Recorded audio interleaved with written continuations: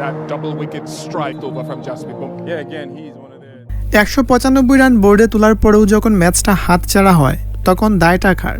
বোলারদের ব্যর্থতা নাকি আম্পায়ারের সেই এক বিতর্কিত সিদ্ধান্তের, যা আবারও ভারতকে বাঁচিয়ে দিল কাদের কিনারা থেকে?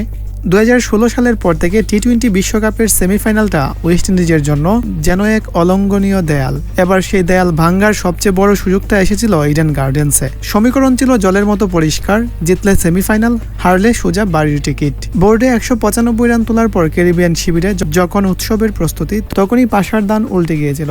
সঞ্জু স্যামসনের 97 রানের ইনিংসের সেই গল্প তো সবাই দেখেছেন, কিন্তু ম্যাচ শেষে ওয়েস্ট ইন্ডিজিয়ান ক্যাপ্টেন সেই হুপ ক্যামেরার সামনে খুব উগরে দিয়ে যে বোমাটা ফাটালেন, সেটা নিয়ে কেন চুপ গোটা ক্রিকেট বিশ্ব?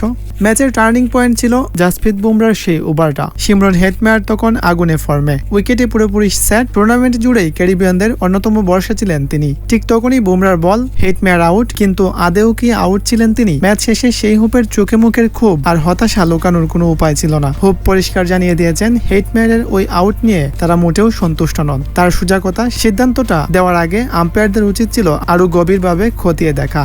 একটু ভাবুন তো, হেটমেয়ার যদি ওই সময়টা আউট না হতেন, তবে ওয়েস্ট ইন্ডিজের স্কোরটা অনায়াসেই 220 পার হতে পারত। কিন্তু আইসিসি ইভেন্টে ভারতের বেলায় তো এসব বেনিফিট অব ডাউট যেন অলিখিত নিয়ম হয়ে দাঁড়িয়েছে। হুপের এই একটা অভিযোগেই বুঝিয়ে দিচ্ছে 22 গজের লড়াইয়ের বাইরেও কতটা অসহায় ছিল ক্যারিবিয়ানরা।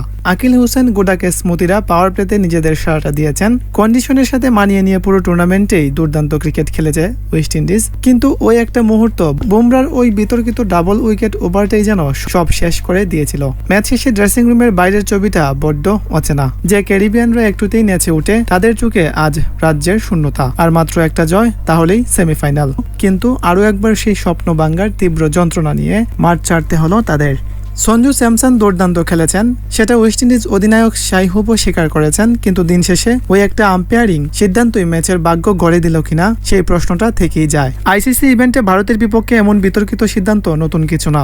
আপনার কি মনে হয়, হেটমেয়ারের এই আউটটা কি ওয়েস্ট ইন্ডিজকে সেমিফাইনাল থেকে ছিটকে দিল, নাকি আইসিসি আবারও ভারতকে সেমিফাইনালে তোলার ব্যবস্থা করে দিল? কমেন্টে জানিয়ে দিন আপনার মূল্যবান মতামত।